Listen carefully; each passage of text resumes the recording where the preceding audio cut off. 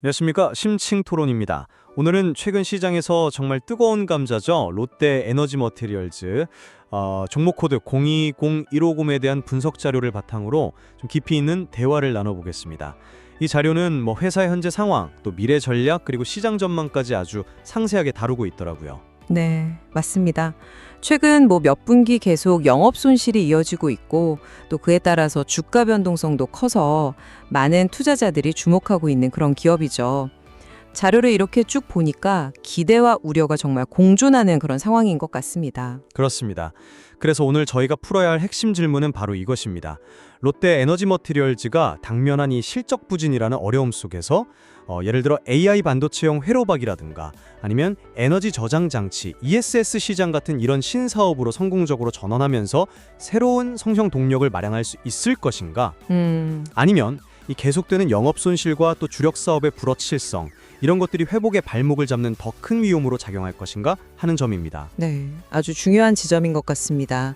그러니까 단기적인 재무 압박하고 또 장기적인 성장 잠재력 사이에서 어떻게 균형점을 찾아야 할지 그게 관건이겠네요. 네, 저는 롯데 에너지 머티리얼즈가 AI와 ESS라는 비교적 명확한 미래 먹거리를 딱 설정하고 이걸 위한 전략적인 투자를 상당히 체계적으로 진행하고 있다. 이런 점에서 좀 긍정적인 시각을 가지고 있습니다. 특히 업계 최고 수준이라고 할 수 있는 그 재무 안정성을 바탕으로 현재 겪고 있는 이런 과도기적인 어려움은 충분히 극복하고 장기적인 성장을 이룰 잠재력이 크다. 이렇게 보고 있습니다. 반면에 저는 그 제시하신 장밋빛 미래 전망 자체는 흥미롭습니다만 당장 눈앞에 보이는 어쩌면 5분기 연속 적자 가능성까지 제기되는 상황, 그리고 매출의 대부분을 차지하는 기존 동박 시장의 둔화세, 또 점점 치열해지는 경쟁 구도, 이런 걸 좀 간과할 수는 없다는 입장입니다. 그러니까 신사업의 성공 가능성과는 별개로 현재의 위험 요인들이 단기적인 회복은 물론이고 장기 성장에도 상당한 부담으로 작용할 수 있다. 이런 좀 신중론에 펴고 싶습니다. 말씀을 드려보겠습니다. 롯데 에너지 머티리얼즈의 근본적인 힘은 역시 그 리튬 이온 2차 전지의 핵심 소재, 특히 하이엔드 동박인 엘렉포일 제조 기술력에서 나온다고 봐야겠죠. 이 분야에서 국내 시장 점유율 1위를 아주 굳건히 지키고 있다는 사실은 여전히 강력한 기반입니다. 최근에 발표된 2분기 644억, 또 3분기 343억 원의 영업 손실은 분명히 뼈아픈 결과입니다.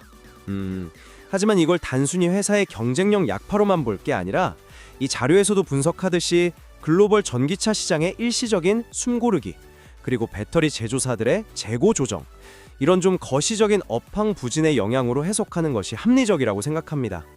동박산업 자체는 긴 성장 곡선의 아직 초기 단계에 있고요. 2020년 이후의 수요 회복 및 성장에 대한 기대감은 여전히 유효합니다. 여기서 더 주목해야 할 지점은 미래를 향한 움직임인데요. 특히 AI 데이터 센터 수요가 폭증하는 것에 말맞춰서 AI 회로박 사업을 확장하는 것은 아주 시의적절하다고 봅니다. 이게 그냥 구상에 그치는 게 아니라 익산 공장의 기존 라인을 실제로 전환하는 구체적인 실행 단계에 들어갔고 2026년 하반기 양산을 시작으로 2028년까지는 생산 능력을 무려 5배로 확대한다는 그런 야심찬 목표까지 제시했습니다. AI 서버의 고속 데이터 처리에 필수적인 그런 고성능 회로 기판형 핵심 소재인 만큼 이 시장을 선점한다면 확실한 미래 성장 동력이 될 수 있겠죠. 네. 또한 정책적 지원에 힘입어서 회복세를 보이는 ESS, 즉 에너지 저장 장치 시장의 성장 수혜도 기대해 볼 수 있습니다. LFP 양극재나 차세대 기술인 황화물기의 고체 전해질 같은 이런 소재 연구 개발 R&D 역량을 의방연구소 확장을 통해서 강화하는 모습도 꽤 긍정적이고요. 스페인과 말레이시아 공장 증설 역시 단순한 생산량 증가 그 이상의 의미를 갖습니다. 유럽연합의 CRMA나 미국의 인플레이션 감축법 IRA 같은 이런 규제 환경에 선제적으로 대응하면서 북미와 유럽 시장 공략에 발판을 마련하는 그런 전략적인 포석이죠. 특히 말레이시아 공장은 저렴한 전력비 등을 활용해서 원가 경쟁력을 확보하는 데도 기여할 거고요. 이런 공격적인 투자를 뒷받침하는 것이 바로 재무 건전성입니다. 자료에 따르면 2025년 3분기 말 기준으로 부채 비율이 한 23.7% 수준인데 이건 동종업계랑 비교했을 때 압도적으로 낮은 수치고 회사의 뛰어난 재무 안정성을 보여주는 증거입니다.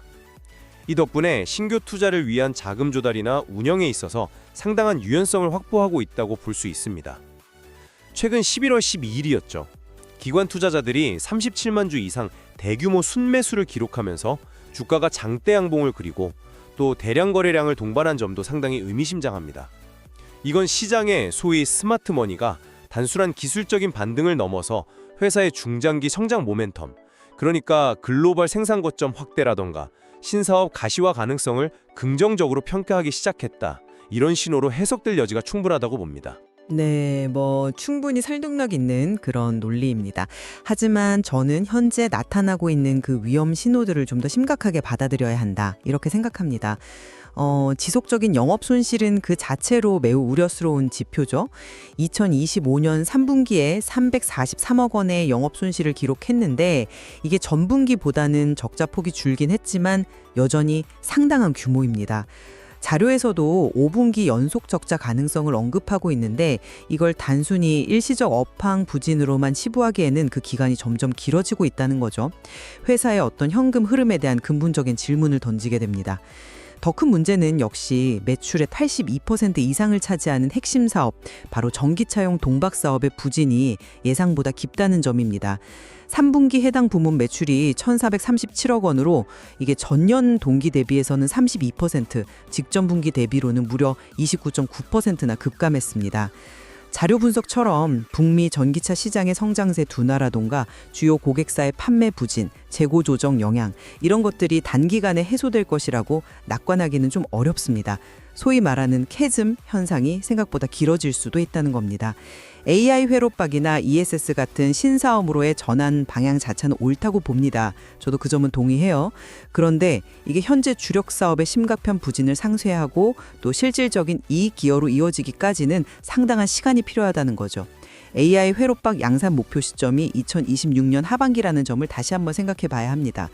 앞으로 거의 2년 가까운 시간 동안 시장 상황이 또 어떻게 변할지, 경쟁사들의 진입은 어떨지 불확실성이 너무 큽니다. 막대한 투자가 주반될 텐데 과연 예상대로의 수익성을 담보할 수 있을지는 아직은 좀 물음표라고 생각합니다. 재무 상태와 관련해서도 그 낮은 부채 비율이 표면적으로는 안정적으로 보이는 거, 그거 사실입니다. 하지만 기업의 본질은 결국 지속 가능한 이익 창출 능력에 있거든요. 계속되는 영업 적자는 아무리 낮은 부채 비율이라도 결국 회사의 기초 체력을 갉아먹게 됩니다.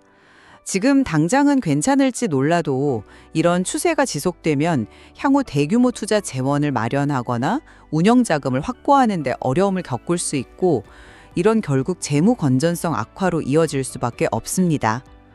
현재 1,337억 원, 이게 2025년 6월 기준인데 이 부채 규모 자체보다는 적자로 인해서 현금 창출 능력이 약화되고 있다는 점, 이게 더 본질적인 위험일 수 있다는 거죠. 글로벌 동박시장 경쟁 환경도 녹록치가 않습니다. 특히 가격 경쟁력을 앞세운 중국 기업들의 물량 공세는 롯데 에너지 머티리얼즈가 자랑하는 그 하이엔드 기술력만으로는 방어하기 좀 버거울 수 있습니다. 시장 점유율을 유지하거나 확대하는데 점점 더 어려워질 수 있다는 그런 현실적인 우려가 존재합니다. 최근 11월 12일의 주가 급등 현상, 종가가 43,300원, 고가는 43,450원까지 갔었는데 이건 역시 이철전지 섹터 전반의 어떤 투자 심리 개선과 단기적인 기대감이 반영된 결과일 가능성을 배제할 수 없습니다. 실질적인 실적 턴어라운드가 가시화되지 않은 상태에서의 주가 상승은 변동성을 키울 수 있다는 거죠. 현재 주가 순자산 비율 PBR이 1배를 약간 넘는 수준이고 주가 수익 비율 PER은 적자 때문에 산출되지도 않고 또 외국인 지분율도 8.35%로 여전히 낮은 수준이라는 점을 고려하면 펀더멘털 개선이 확인되기 전까지는 좀 신중한 접근이 필요하다 이렇게 봅니다. 네, 말씀하신 우려사항들, 특히 지속되는 영업 손실이라든가 주력 사업의 부진, 이런 부분은 분명히 짚고 넘어가야 할 부분입니다. 하지만 먼저 AI 회로박과 ESS 사업 전환의 실효성과 속도에 대해서 좀 더 이야기해보면 어떨까요? 저는 이 부분이 현재 어려움을 타개할 가장 강력한 카드가 될 수 있다고 보는데요. AI 시장의 폭발적인 성장세는 이제 부인할 수 없는 현실이고 롯데 에너지 머티리얼즈는 이 기회를 잡기 위해 그냥 지켜보는 게 아니라 익산 공장 라인 전환이라는 구체적인 행동에 나섰습니다. 2026년 하반기 양산, 그리고 2028년까지 5배 증설이라는 로드맵은 단순한 희망사항이 아니라 구체적인 계획이라는 거죠. 이미 고기능 회로박 분야에서 기술력을 인정받고 있다는 점을 고려하면 시장 선점 가능성도 충분히 점쳐볼 수 있습니다. ESS 시장 역시 글로벌 탄소 중립 정책 강화와 맞물려서 다시 성장세로 돌아설 가능성이 높고, 이건 동박 수요에도 긍정적인 영향을 줄 겁니다. 자료에서 제시된 2020년까지 매출 2.6배 성장이라는 전망은 바로 이런 기대감을 종합적으로 반영한 수치라고 생각합니다. 방향성에는 저도 동의합니다만 그 속도와 확실성에 대해서는 여전히 좀 의문이 남습니다. 2026년 하반기 양산까지 남은 2년이라는 시간은 결코 짧지 않거든요. 그 사이에 AI 기술 트렌드가 또 어떻게 변할지, 더 혁신적인 소재가 등장할 가능성은 없는지, 그리고 무엇보다 경쟁사들의 움직임이 가장 큰 변수입니다. 이미 다른 기업들도 이 시장의 잠재력을 보고 투자를 확대하고 있을 텐데, 과연 롯데 에너지 머티리얼즈가 확실한 우위를 점할 수 있을지는 좀 더 지켜봐야 할 것 같습니다.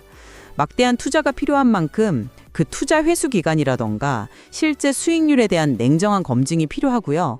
ESS 시장 또한 각국 정부의 보조금 정책이나 전력망 연계 규제 같은 외부 변수에 따라서 성장 속도가 달라질 수 있다는 점도 간과해서는 안 됩니다. 결국 질문은 이것입니다.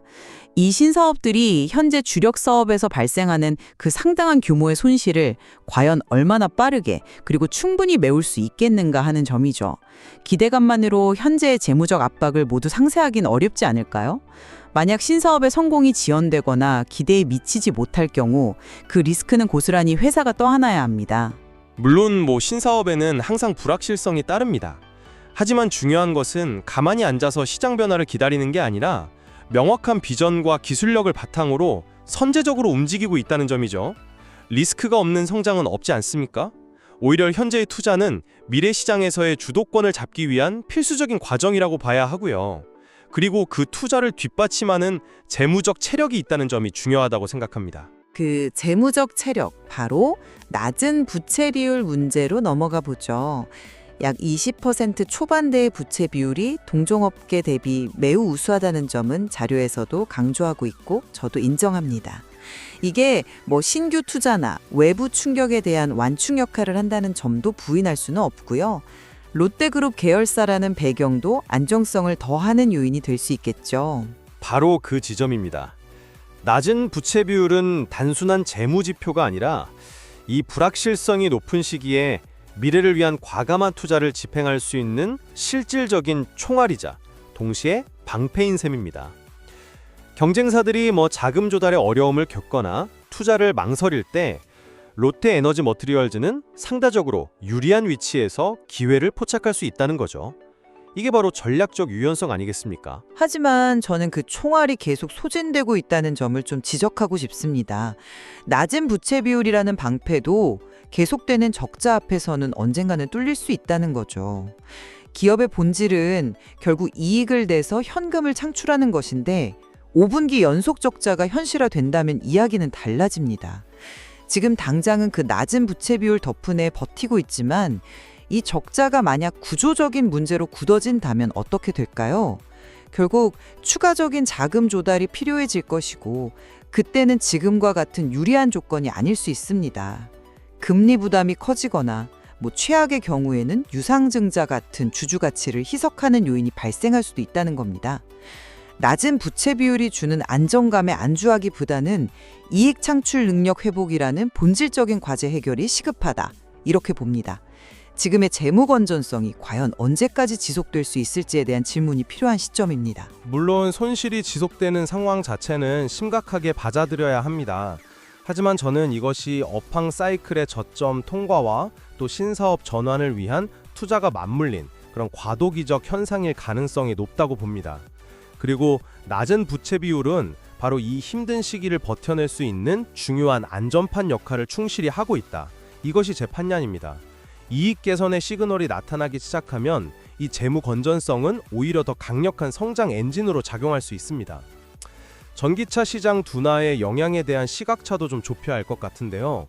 저는 현재 전기차 시장의 둔화는 그 초기 열광적인 수요 이후에 대중화 단계로 넘어가기 전에 나타나는 일시적인 캐즘 현상으로 해석하는 것이 맞다고 봅니다.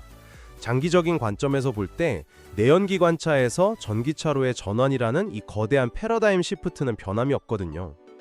롯데에너지 머티리얼즈가 보유한 하이엔드 동박 기술력은 결국 시장이 정상 궤도를 회복했을 때 그 진가를 발휘할 것입니다. 특히 앞서 언급했던 스페인, 말레이시아 생산 거점 확보는 IRA나 CRMA 같은 변화하는 글로벌 공급망 환경에 선제적으로 대응하는 아주 현명한 전략입니다. 이건 단순한 생산 능력 확대를 넘어서 북미 및 유럽 고객사들에게 안정적인 공급 파트너로서의 입지를 강화하고 장기적인 경쟁 우위를 확보하는 어쩌면 결정적인 한 수가 될 수 있다고 봅니다. 저는 그 둔화가 일시적이라고 단정하기에는 아직 좀 이르다고 생각합니다. 전기차 보조금 축소 문제, 여전히 부족하고 불편한 충전 인프라, 높은 초기 구매 비용, 또 중고차 가격 하락 우려, 이런 구조적인 문제들이 복합적으로 작용하고 있거든요. 이 문제들이 단기간에 해결되지 않는다면 수요 회복은 예상보다 훨씬 더딜 수 있습니다. 그렇게 되면 매출의 80% 이상을 의존하는 이 동박 사업의 부진이 장기화될 가능성을 배제할 수가 없죠.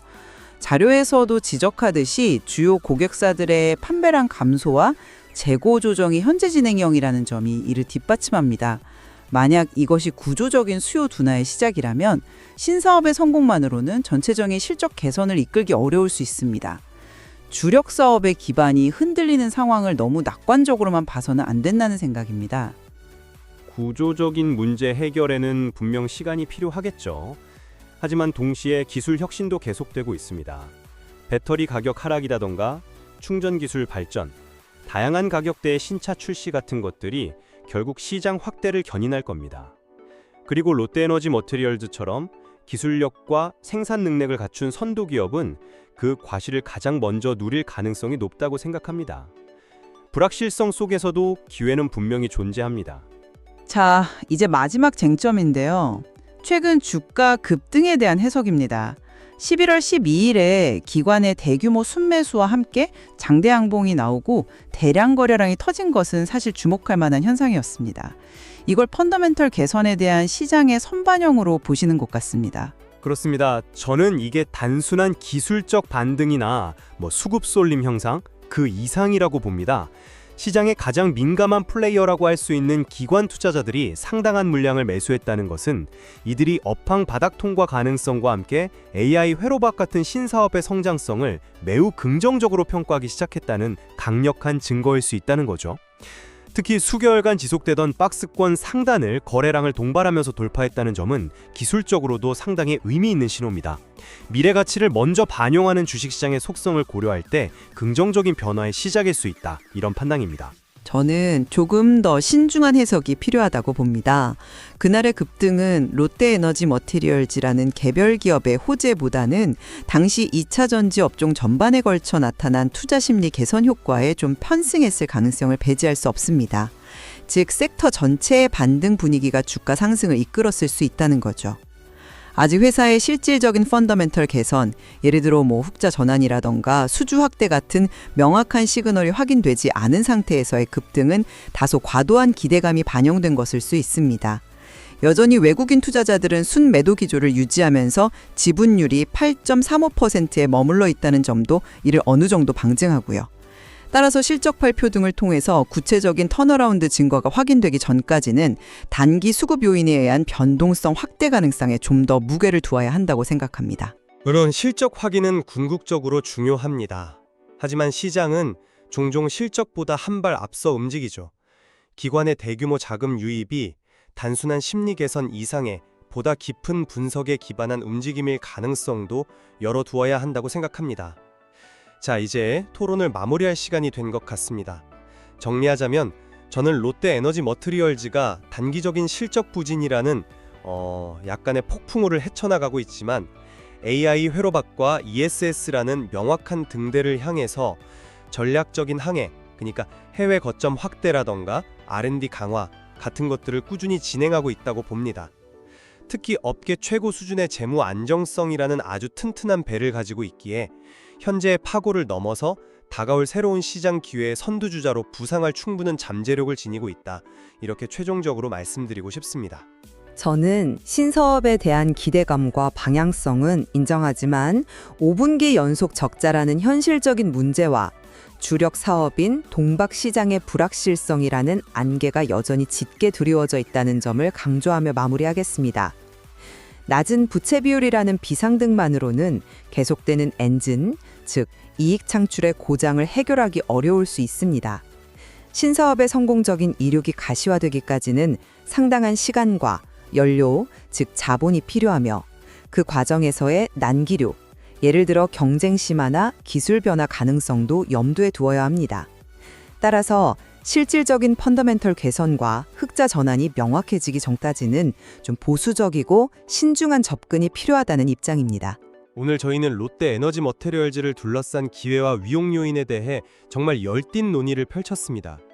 AI와 ESS라는 신성장 동력의 잠재력과 회사의 전략적 방향성에 대해서는 어느 정도 긍정적인 공감대가 있었던 것 같습니다.